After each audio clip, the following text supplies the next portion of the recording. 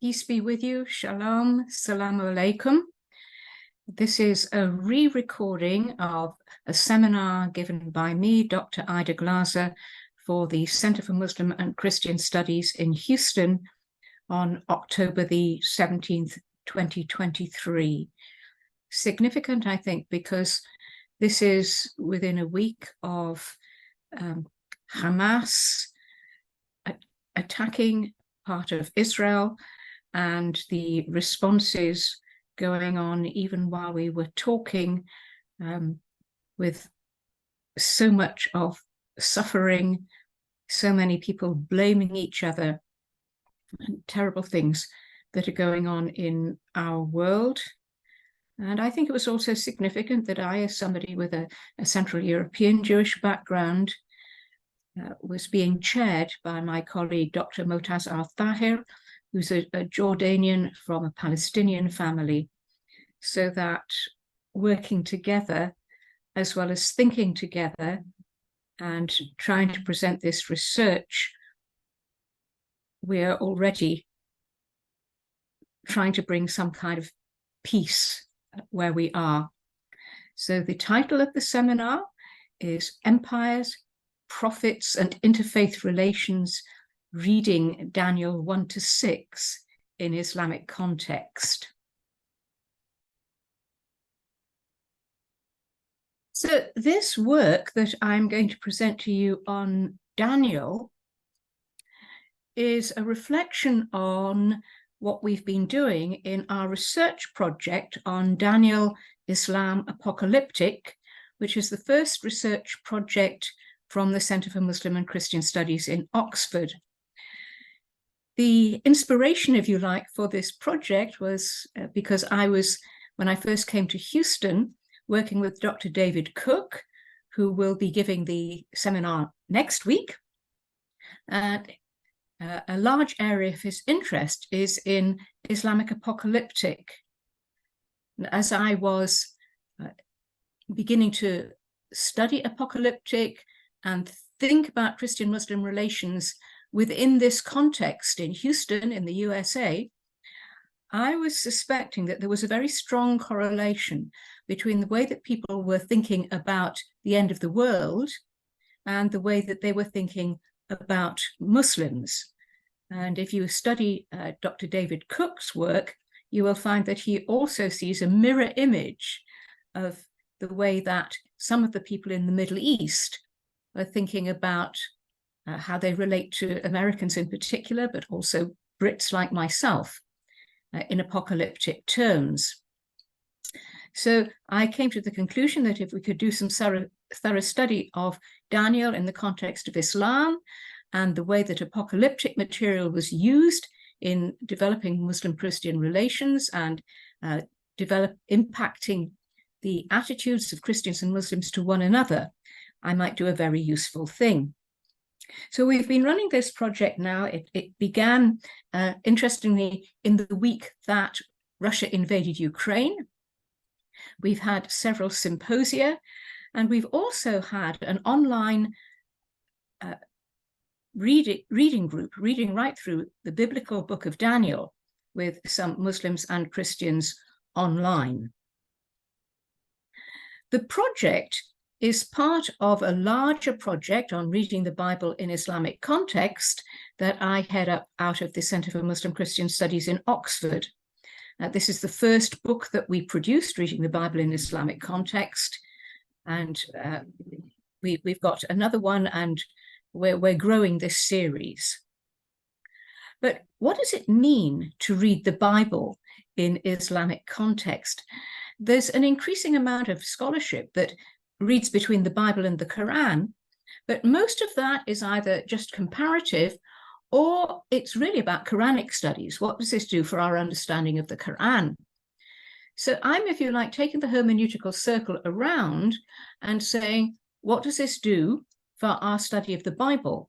Whether we're maybe Christians or possibly Jews studying the Bible in Islamic context, or whether this is Muslim studies of the Bible. So just to give you an introduction to the hermeneutical model that we use, This is a very standard way of thinking about how we understand the meaning of any text. The first circle there represents the world behind the text, where, if you like, we use the text as a window and we look through it to see how it fits into the world in which it was written. So the author's world and the world of the first hearers. The second circle represents what I call the world of the text. That's the text itself. We might think of this as looking at the text as a picture, trying to see how the text is structured, what it says, and what its overview is. The third circle is what we call the world in front of the text. That's the world in which the reader is living. And that is very often likened to using the text as a mirror, where we hold the text up on our world and try to work out what we can see of ourselves in this text and how this text might apply to us. Now, there are key questions about how we relate these texts. Very often, people may miss out the first circle or simply jump to the third circle. Generally, when I listen to sermons, I find that people will start with the world behind the text, who wrote it, etc. Then they'll look at what it says, and then they'll think about applying it in the world today. But one of the things that I have found in this reading in context is that it's of crucial importance to ask how the world in front of the text relates to the world behind the text. So if, for example, we're reading Daniel, and we look at the empires behind the text, then we might also ask, what are the empires in the world today? And then we can see Daniel speaking both to the empires behind the text and often in a similar way to the empires in front of the text. But how actually do we go about relating these worlds? I use a model which I call conversation recognition analogy, and this is originally derived from the work of David Tracy. The Analogical Imagination is one of his well-known books. He talks about how one reads classic texts generally, and he has the idea that we put our world in conversation with the world of the text. If you like, there's a kind of relationship that builds up as we read. And as we develop this conversation, we begin to recognize things in the text which are in some way similar to things in our world, and therefore we build analogies. Now, this is important. The concept of analogy, we can picture it as two overlapping circles in this way. So maybe the blue world is the world of the text, and the yellow world might be our world today. Or it could be that the blue world is the world behind the text and the yellow. But whatever the worlds are that we're trying to relate, we recognize as an overlapping space which says there's something like it here. But we also recognize that this is different. So we don't immediately say, aha, America or Saudi Arabia or Russia or wherever you like is the same as the Babylonian Empire behind the Daniel text. We say there's something similar here, and we keep in mind that we're talking analogically rather than simply saying this is common ground. Now, when we move into the Islamic context, or I say Islamic contexts because there are many different Islamic contexts, we find that there are various factors that need to be taken into account. So the first and most obvious that characterizes Islamic contexts is Islamic texts, of which the major one, of course, is the Quran. Every Islamic context is going to be affected by the Quran. So in the world in front of the text in which we're reading, we've got to take account of the Quran and other Islamic texts. Secondly, there will be a history. So there will be histories of clashing empires, there will be histories of Muslim-Christian relations, but there will also be histories of the ways that these texts have impacted communities.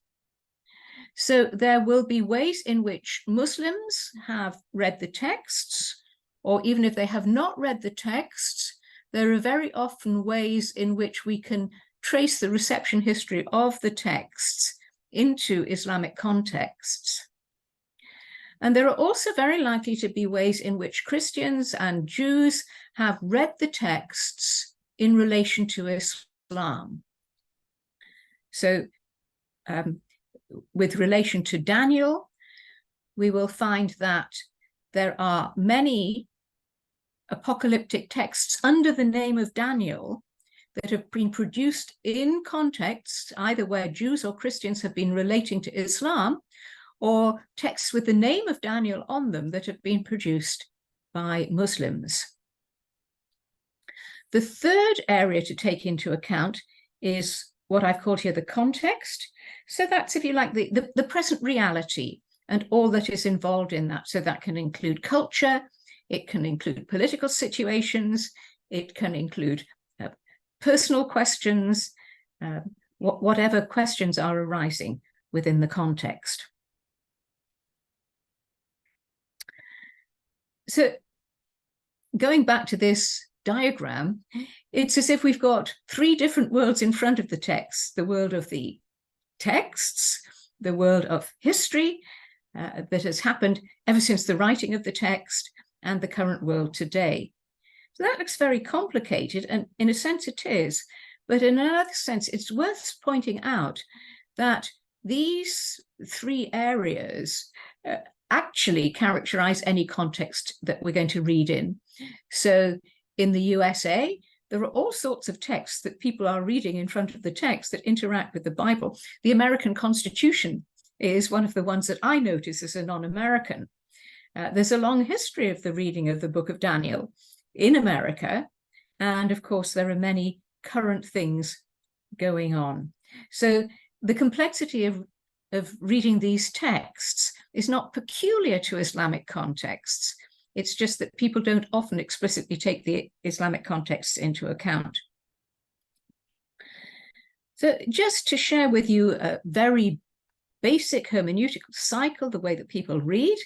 Generally, we read the text, we think about it in our context, and it has some impact on the way that we live.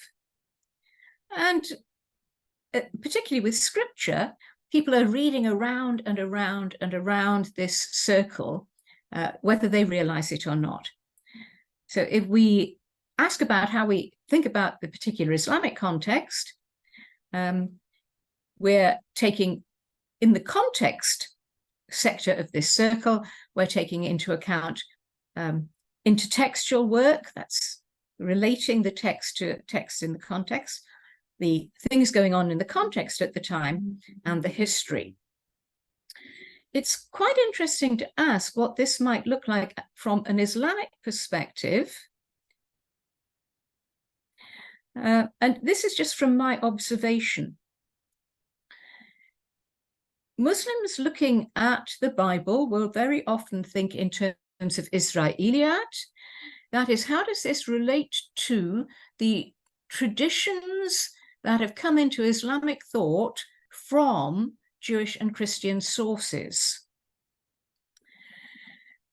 But they will also use what I call Islamiyat. They will use the Islamic sources to interpret the Bible. In particular, they will look at the Bible through Qur'anic lenses.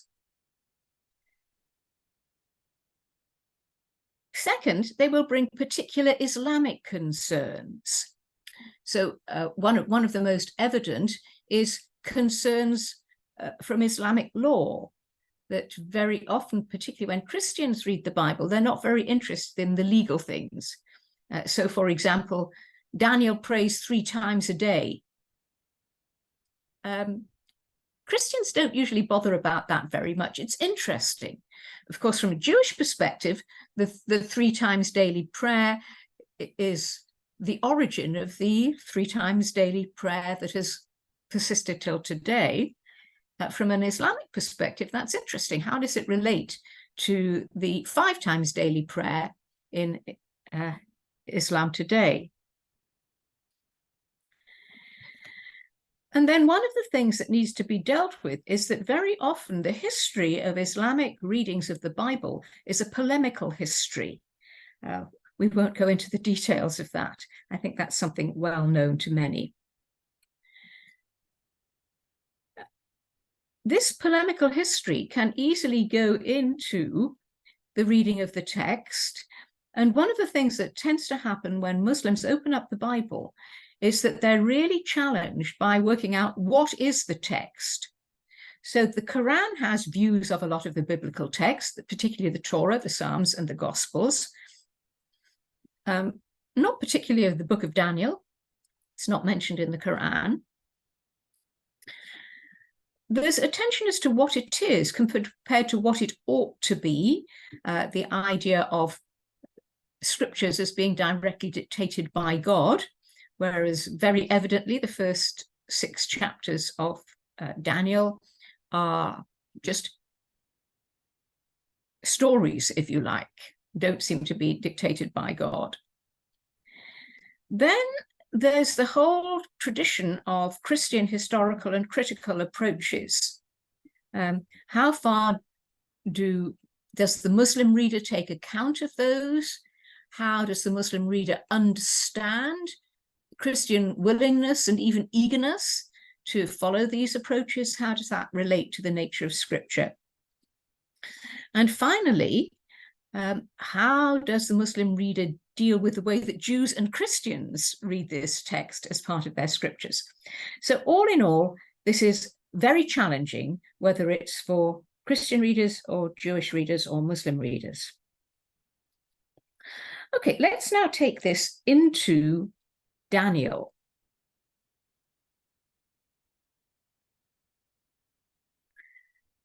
So we're going to look at history and then at intertexts and then at contexts. So the first thing I want to say about history is that reading Daniel in the context of the history of the people in some of the Middle Eastern regions decentralizes the Jewish readership. What do I mean by that? I mean that generally when Christian or Jewish scholars read Daniel, they see Daniel as part of the Jewish scriptures written by Jews for Jews. But the book of Daniel, particularly when we read it into Islamic context, really challenges us as to how far this is really something that is about and for the Jewish people, and how far it is about and for the Babylonian and the Persian people. So as I said, we can have a look at the reception history, and there are a number of Danielic apocalypses that we might look at. We're not going to do that in this seminar because we're focusing on the first 6 chapters of Daniel. If you want to know more about those, please get up on the website and have a look at some of the material from the Daniel project. There is a very important living tradition about Daniel in some Middle Eastern contexts. There are a number of places that are said to have Daniel buried or some relics of Daniel buried. This particular one that I've noted here for you is from Uzbekistan.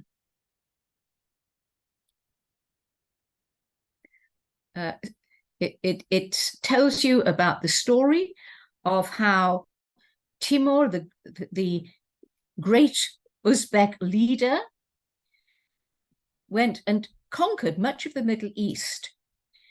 But the legend is that he could not conquer the city of Susa. The reason for that was because the tomb of the prophet Daniel was there. So Timur took something from the tomb of Daniel.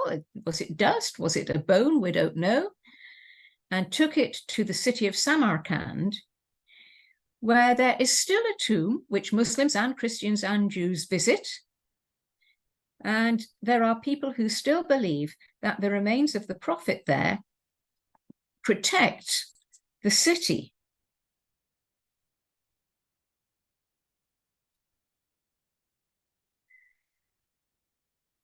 There are also traditions going way back into Islamic history about Daniel.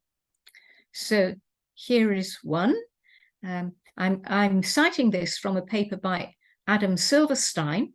There are 3 or 4 papers by Adam Silverstein looking at Danielic references in early Islamic history and also in the possible Danielic allusions in the Quran. You might like to look at those later. Here is something from At-Tabari's history, and our colleague, Dr. Mohammed Wardani, has traced this and several other traditions right back to the companions of the Prophet Muhammad. So he sees them as reliable hadith. Again, you will find his paper on our website, I think, and hopefully it will be published in the book from our project.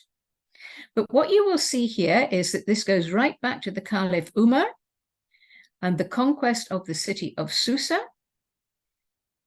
where it is said that Daniel's grave is there, and the Daniel is buried there, and that there's a signet ring on the body that had a picture of a man between 2 lions. Here is a Shiite version of the same, here's a version of the same hadith, which strongly influences Shiite thinking, where Ali is the person who speaks about Daniel, affirms that he was a prophet, that he'd lived in the time of Nebuchadnezzar, and he recounted the story. So although Daniel is not there in the Quran, he is there in tradition, and in some places he is well known. One of the things that I have found is that having this live tradition there makes us change the question. Generally, if you read the Western academics, people are looking at Babylonian and Persian history and asking, how does that help us to understand Daniel? Even how does that help us to date Daniel and the figures in Daniel and so on? But one of the questions that has arisen in our reading groups is, in what ways did the presence of Daniel and other Jews actually affect the development of our culture?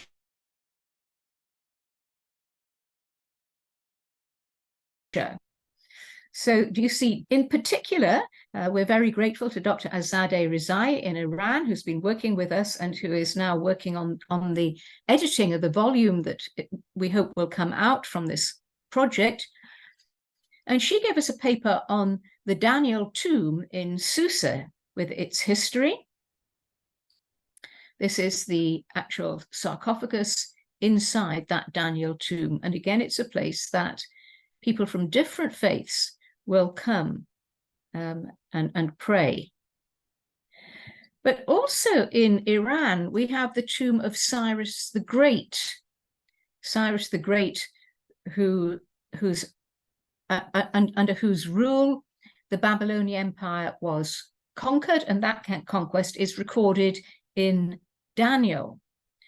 And this Daniel tomb, sorry, this Cyrus tomb, is actually relevant right up to today.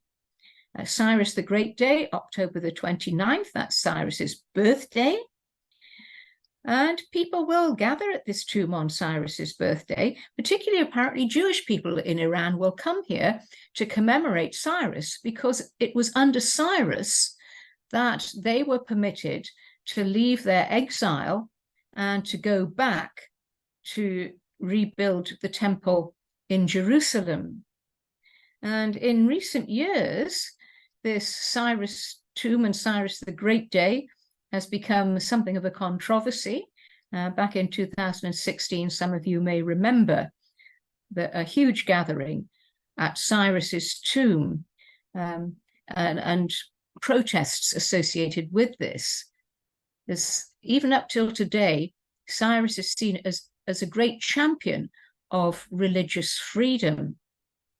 So how does Daniel fit in to all that history? So when we're thinking about reading in Islamic context generally, one of the things we see here is this is a history of empire. And actually, it's a history of changing empire. That we have Babylon into Persia, if you like, a regime that was religiously intolerant, moving towards a regime that is religiously tolerant. I don't think I need to expound on how interesting that is for reading today. Prophets. What was the role of Daniel as a prophet in that context? And how does that compare to Islamic views of prophets? One of the things I've noticed is that there's a lot more similarity between Daniel as a prophet than there is between Daniel as a prophet and Islamic views of prophets than there is of other characters like Abraham, David, Jesus himself, who are considered as prophets in Islamic thinking. So that's quite interesting. And the relationship between the prophet and the empire. In terms of interfaith relations, of course, it's important because what you've got is Jewish people, Daniel and his friends, being taken into the non-Jewish area, into Babylon, where they have to grapple with the religion of Babylon. So this is going to have a lot to say to us, and particularly because the Jewish people were monotheists and the Babylonians, of course, were polytheists, although they had their main god. Overall, I want to underline this, the shift of the focus to the nations, even the shift of the locus of the Old Testament writing to something that's actually written amongst the nations. One of the big problems in reading the Old Testament, in particular in Islamic context, is that Muslims, and very often other readers as well, see the Old Testament as very ethnocentric. And okay, the Quran agrees that God chose Israel, but the idea of Israel as God's favorite, these kind of ideas can be very problematic, particularly with relation to the Holy Land today. So it's very significant that we read this book, which is really about what God is doing in Babylon and Persia, rather than what God is particularly doing in Israel. Okay, so much for history. What about the intertexts? Well, as I've said before, there's very little in the Quran that can be seen as an allusion to Daniel. We will note one later on. There are things in the Hadith and the histories, and it's interesting to read them alongside Daniel. But I was interested to see what members of our reading group would choose as Quranic intertexts to read alongside the biblical book of Daniel. So they chose things linking with the dreams, very strong parallels between Joseph in the Quran and Daniel in the Bible. Of course, many Christian and Jewish scholars have noted the parallels between Joseph in the Bible and Daniel in the Bible. Then they chose things that were parallel with the confrontations with imperial power. So Abraham and Nimrod, Joseph and the Pharaoh, and Moses and the Pharaoh. They chose general texts about how God relates to the nations, and they chose some general texts relating to God and his prophets. So we will briefly go through chapter by chapter.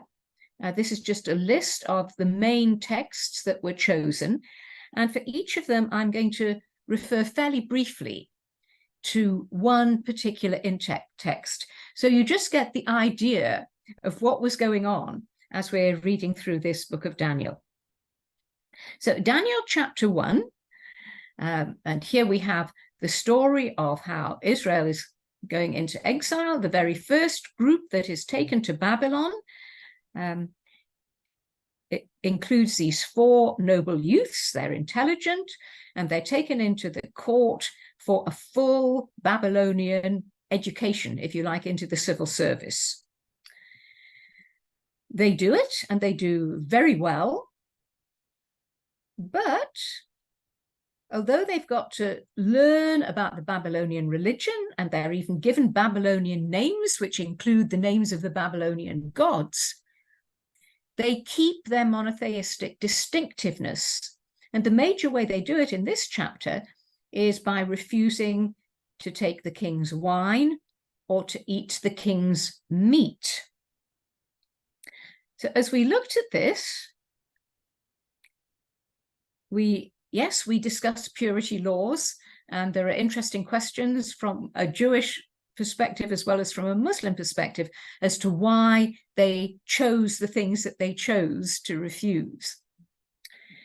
The particular passage I'd like to draw to your attention here, though, is the Qur'anic passage, which is about Jewish punishment. That there seem to have been 2 prophecies that were warning against punishment. And then there's the first one,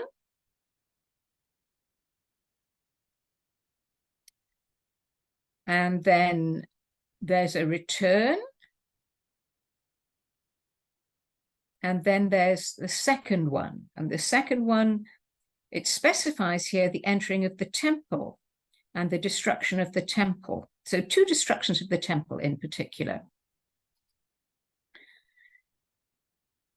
So a bit like Daniel and Daniel's later prophecies, the Quran is not very specific, though the lesson is clear that God warns the people that they're going to cause corruption and that there are going to be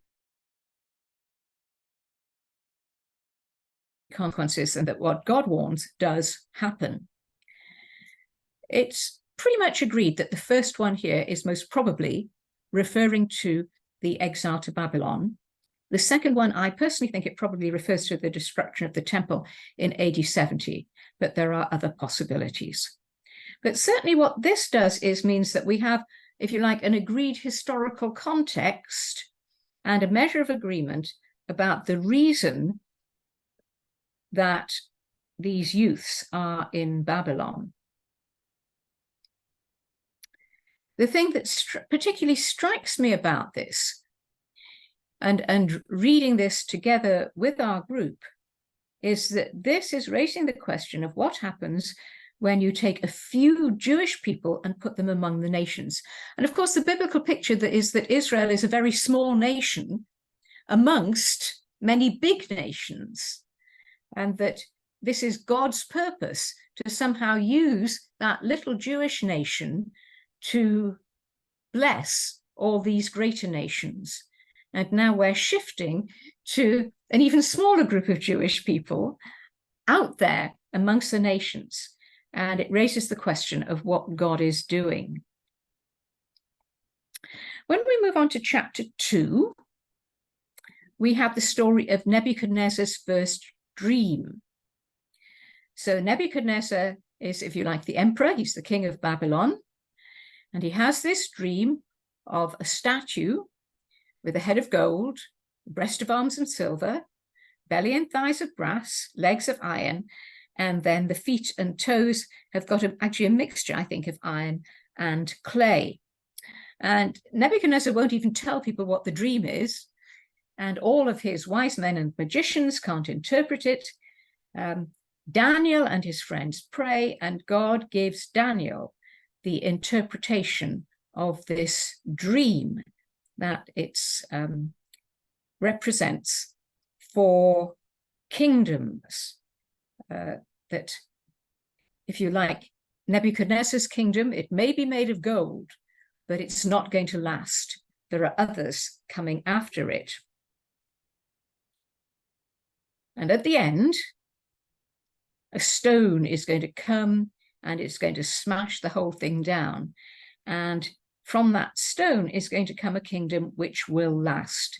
And of course, this vision is, if you like, the key to the whole of what's going on in Daniel, as we're going to look forward to this message that one of the things God is doing among the nations is he knows that there is going to be kingdom after kingdom after kingdom.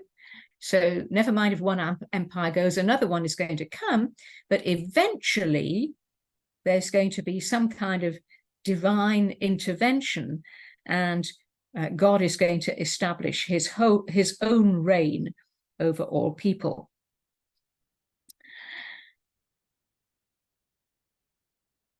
The parallels that we looked at this included discussions of the stone, but we'll leave that aside. Joseph and Pharaoh, but particularly it's interesting that the Qur'anic view of Joseph really brings out the interpretation of dreams. That is, of course, there in the Genesis text, but when you read the Genesis text, there are other things that are really important. So the dream interpretation is only part of it. Whereas if you look at this at the introduction to the Surah of Joseph, you'll see this specification that this is Joseph being told from God, this is how your Lord will choose you and teach you the interpretation of dreams and complete his blessing upon you and upon the house of Jacob. So the interpretation of dreams is particularly important, as it is in Daniel. So just going back into Daniel chapter 1, we see that God gave them learning and skill in all literature and wisdom, and Daniel had understanding in all visions of and dreams. So that, if you like, brings to our attention the importance of this dream interpretation. But there's another thing that happens in chapter 2. In chapter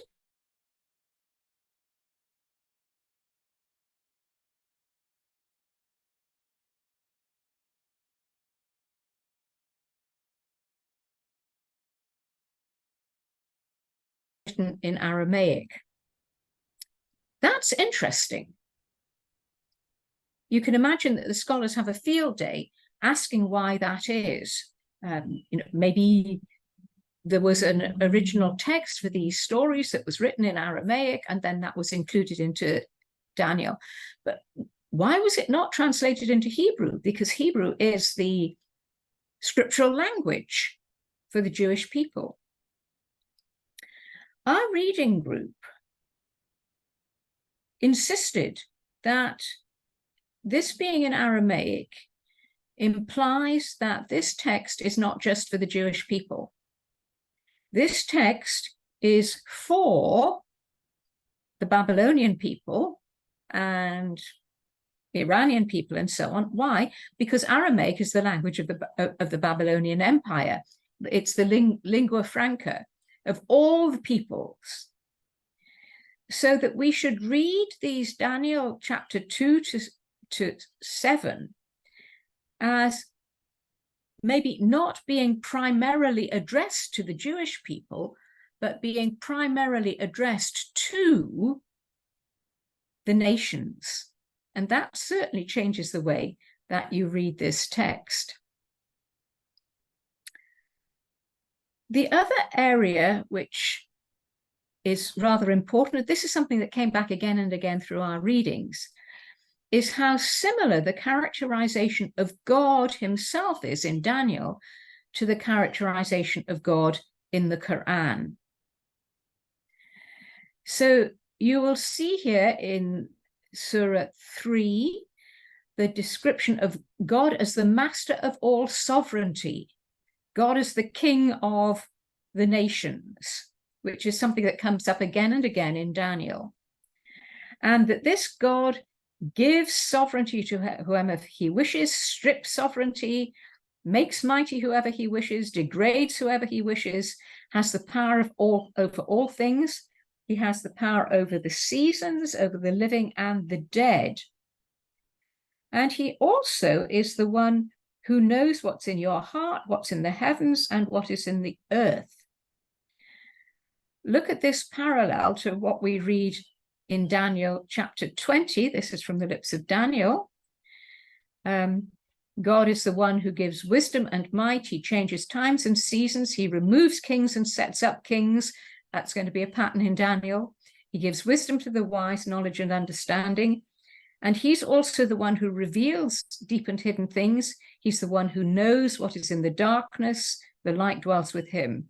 And he is the one who gave wisdom and might to Daniel.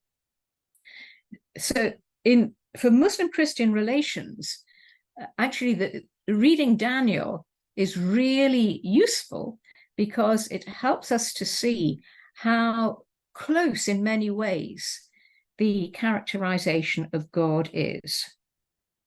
If you like, it really sets up a strong analogy here.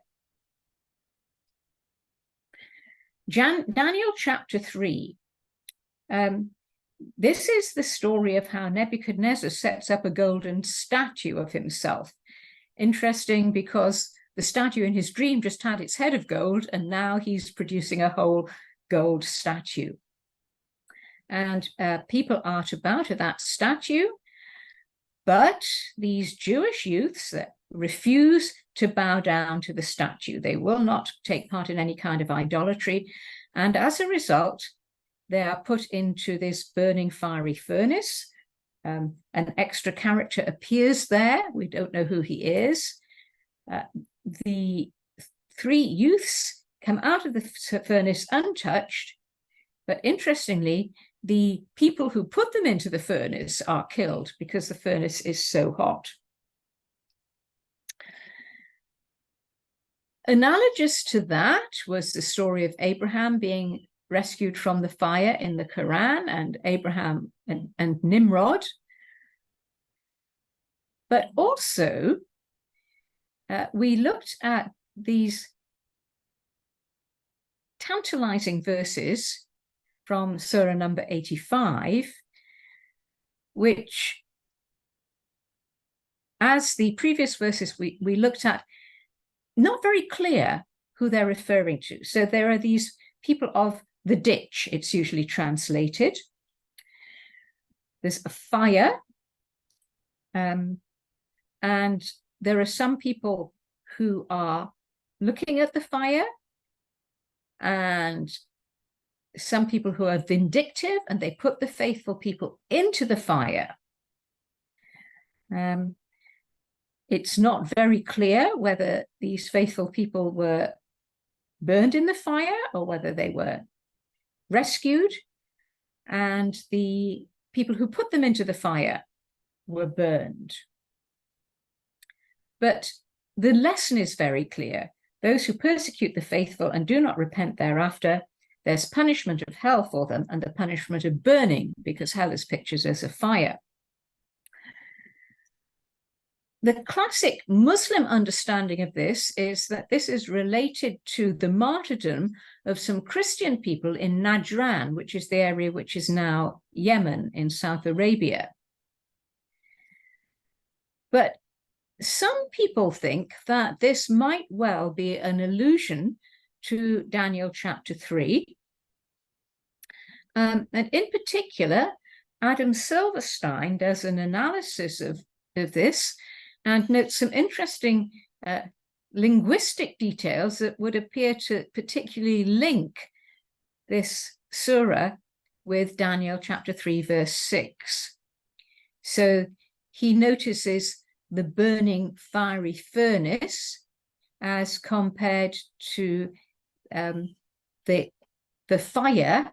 So the fiery nura, or the fire anari, and he sees this as closely related. The furnace, the atun, he suggests that actually that could be the ukhdud, and notes that in some Arabic commentaries on the Quran, this atun, the furnace, is actually translated by ukhdud. He also noticed the killing of the perishing of the people of the ditch, and he notices that very similar word, qatil, is used to describe the flame, the killing of the people who put Shadrach, Meshach, and Abednego into the flame. So that's interesting, but one of the interesting things is, what is the lesson which is being taught by this story? And this is one of the things that really struck me, taking it back into the Bible. You see this conversation between the two texts, the possible analogy here, and then taking it back into the biblical text. So one of the things that Silverstein discusses is the story teaching that people will be martyred, and that the people who are martyred are going to be saved, but the people who kill the martyrs are going to be punished? Or is the story teaching that the people who were put into the fire, as with the case of Abraham, were saved?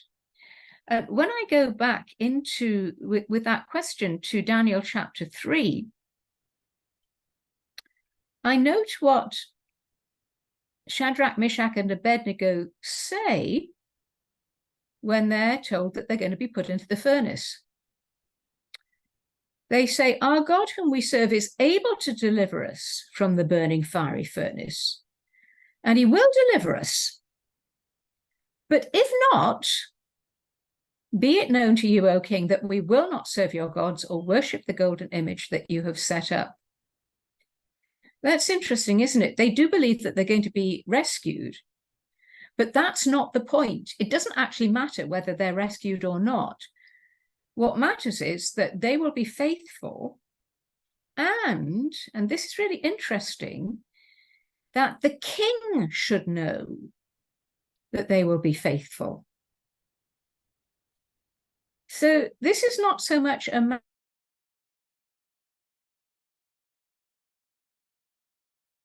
matter of whether God can best be educated. Do you see, it again brings us back to this question of how is this passage speaking into the Babylonian context, and particularly to this Babylonian king. Now, of course, when we get to Daniel chapter 4, Nebuchadnezzar is going to have another dream, which is a dream of a very fruitful tree that gets cut down. And that very fruitful tree is himself. And he's going to become mad for a period of time. He's going to act like an animal. And he's eventually going to come back to his right mind, and he's going to praise the God of Daniel, the one true God. There's a discussion as to whether he's truly converted or not, but that goes beyond what we can do now. So as we looked at this, we looked at the parallel with Moses being sent to Pharaoh in the Quran. Pharaoh was a boasting king to whom God gave opportunity to repent through Moses, just as Nebuchadnezzar was a boasting king to whom God gave an opportunity to repent through Daniel. The verses I've chosen here are the interesting idea, though, that the unbelief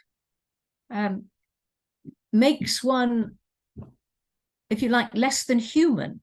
It's not that animals are bad, of course, but that animals do not have what in biblical terms we would call the image of God. In Qur'anic terms, the rationality and the soul, the spirit that makes people human. And here in the Quran, we have several occasions where unbelievers are likened to animals. So in Surah 175, we have one that's like a dog. We have some that are like cattle.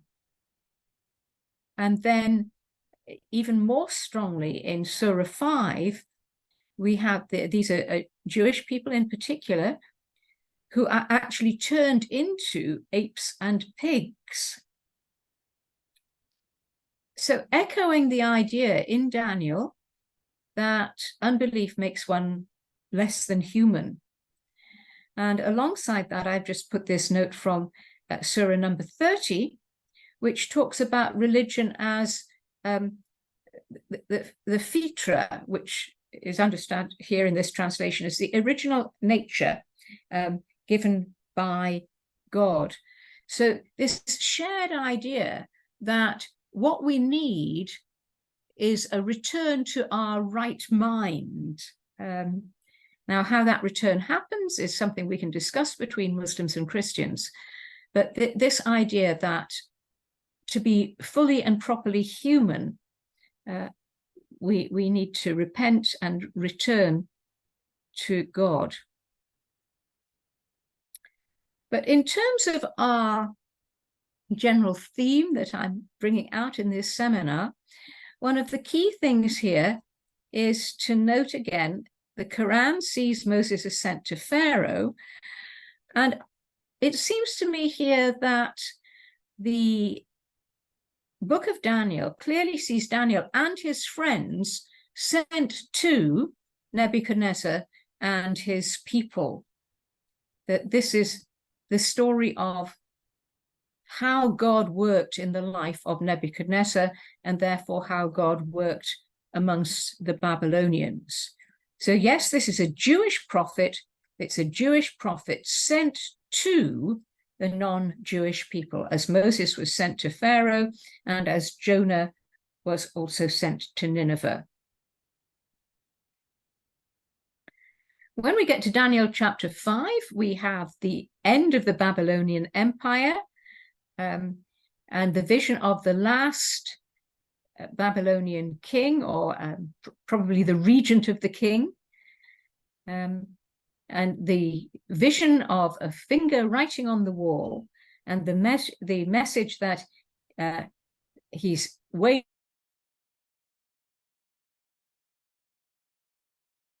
in the balance and found wanting. Kingdom is going to be taken away and divided. And that very night, this king Belshazzar dies, and the Persians conquer Babylon. Very dramatic story.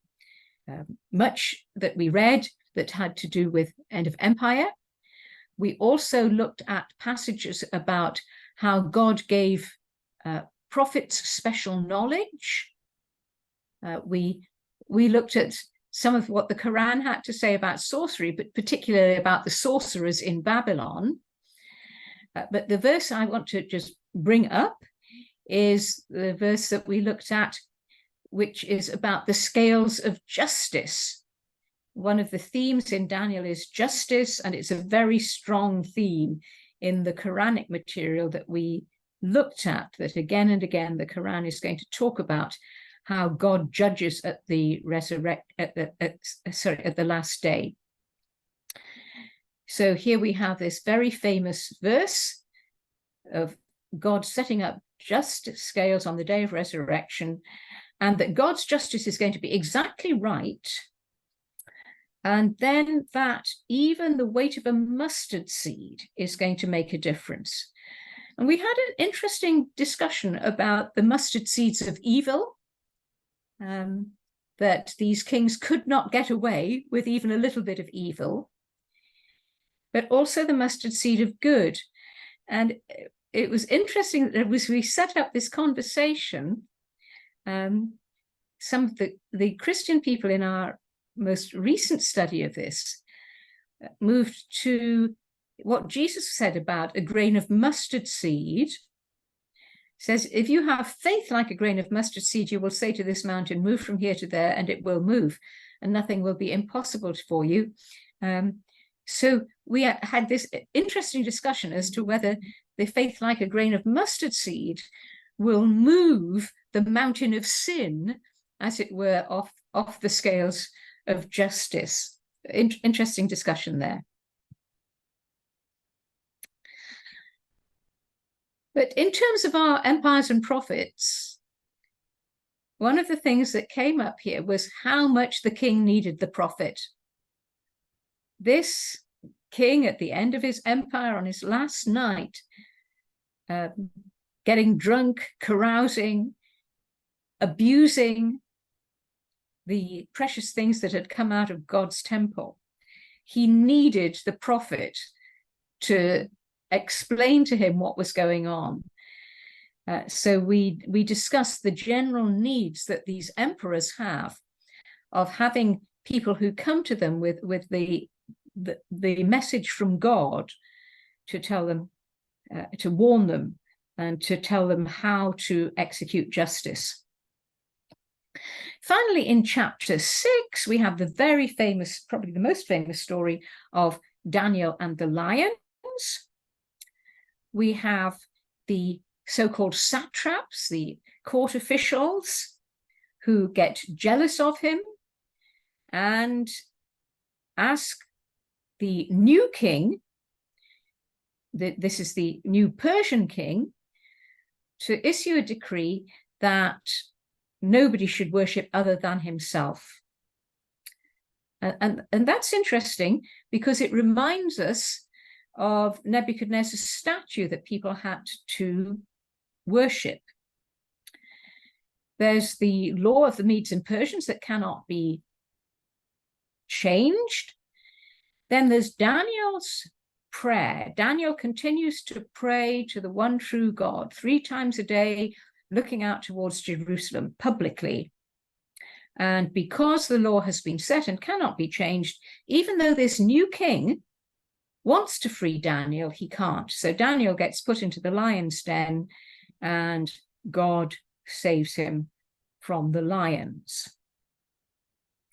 So as we read this, people brought up a number of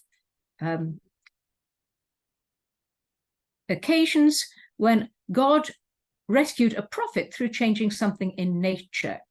So we particularly looked at Jonah and the fish.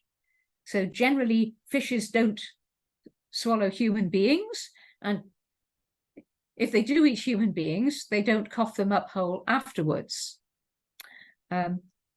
We also looked at the story of Abraham and the fire, where God actually says, fire, be cool and safe.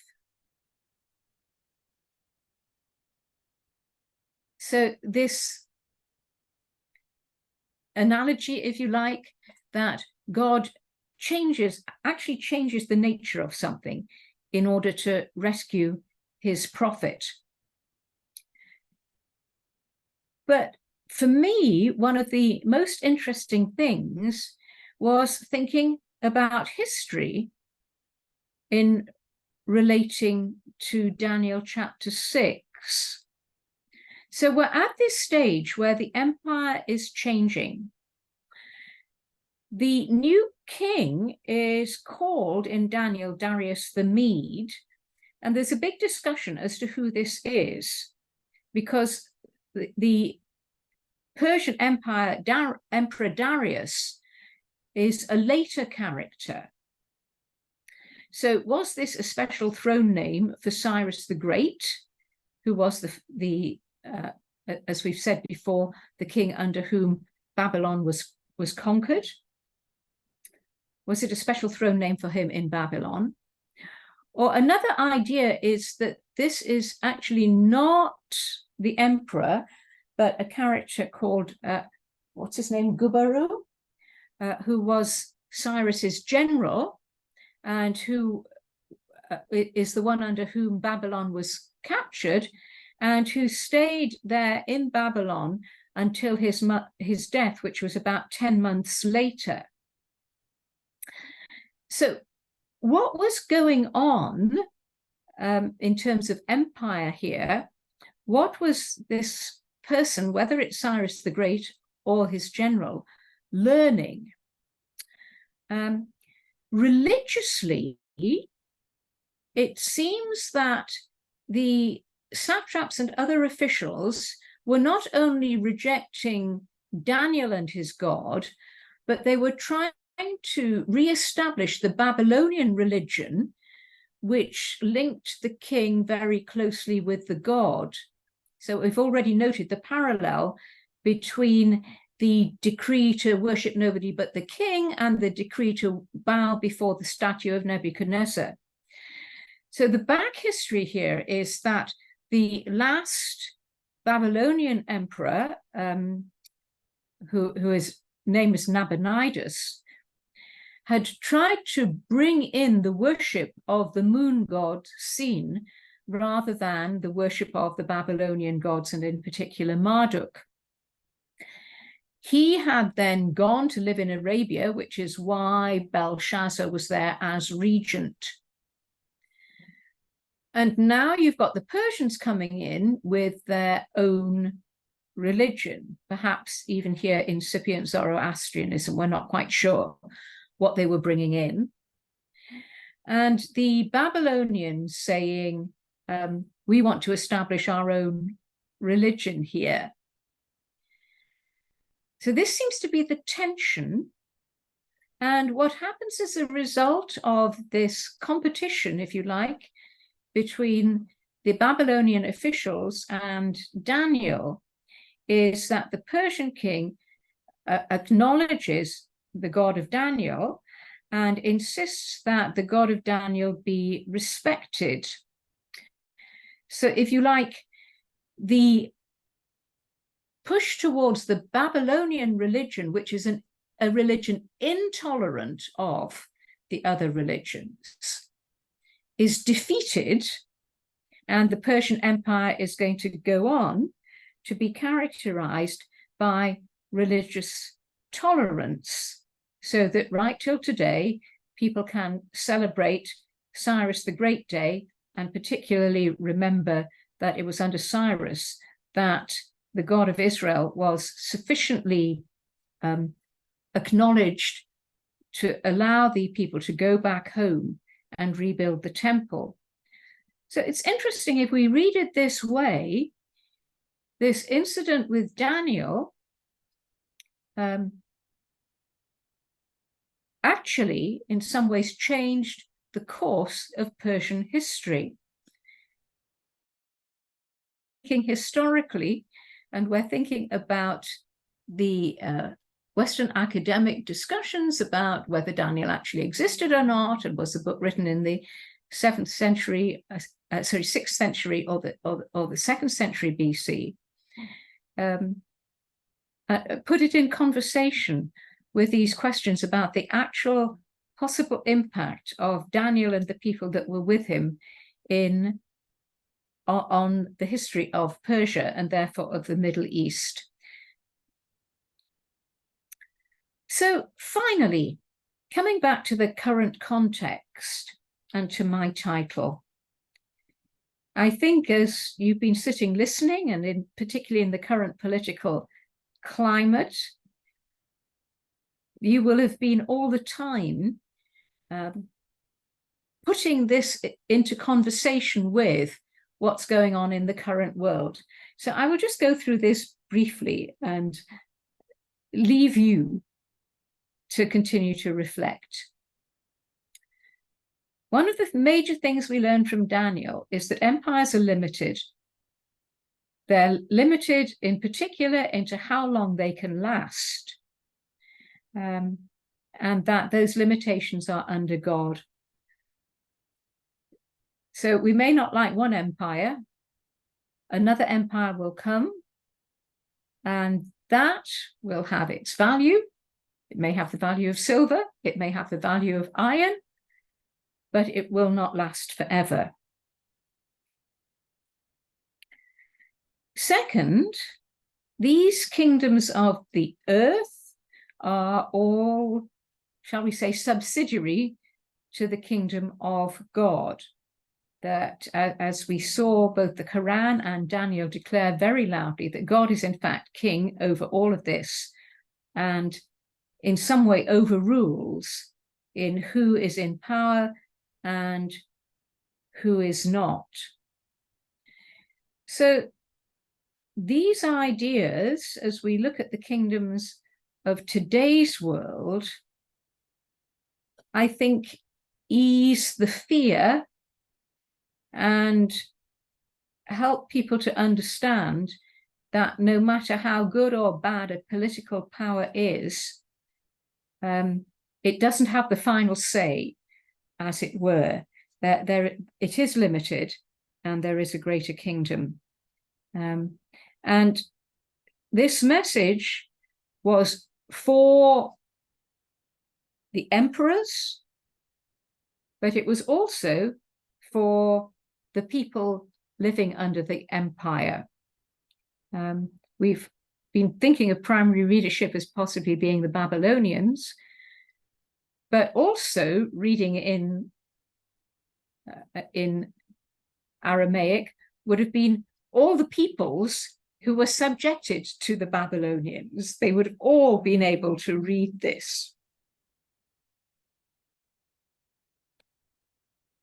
Then, sorry, I shouldn't say read. It was, of course, not a literate culture, but they would have been able to hear it. Then the role of the emperor and his need of a prophet. So there's something important here about the relationship between political power and the messages from God, and who are going to be the mediators of that message to actually warn the emperors. So if you like, the role of church and state, or religious leaders and state, that these are not the same, but the one cannot do without the other. And what we see in Daniel is that actually the major need of the political ruler is for warning against injustice and against idolatry of different kinds. When we come to interfaith relations, there are some interesting things about how the Jewish monotheists, in their positions of weakness, I mean, they were basically prisoners of war, related to the context. And I think this is a particular interest because today there are so many, whether Christians or Muslims, and almost always Jews, who are in minority situations. So the first thing we see is that they received the education. So they really learned about the majority philosophy, wisdom, politics, and also the religion. And in that sense, they were able to be in full dialogue. They were able to talk the language of the people amongst whom they lived. And I think this is a big challenge for people to really study each other's religions. And that's, of course, one of the things that we're trying to encourage people to do in the Center for Muslim Christian Studies here. The other area is their area of service to this polytheistic and very often hostile empire. That these youth, throughout, no matter what happened to them, they served the king in whatever way they were called to do. In one sense, they seem to have been assimilated into Babylonian culture. They were given Babylonian names, they had the language and everything. But they very carefully kept their religious distinctiveness. They kept on praying, they insisted on keeping their monotheism, and they also insisted on separating themselves to some extent from the riches of the Babylonian court. And personally, I believe that this was not just a matter of trying to keep purity of food laws, because it's not entirely clear why they wouldn't have drunk wine, unless, of course, the wine had been, excuse me, had been offered to the Babylonian gods. But that somehow, because they knew their people were suffering, they didn't want to indulge in the huge riches of the empire that they had come into. So I trust that that gives you a flavor of what it might mean to read this book in Islamic context, or to read any book of the Bible in Islamic context, the challenges, but also the riches of it. And I hope it gives you a little insight into how strongly this biblical book can speak into our interfaith and intercultural relations today. Thank you.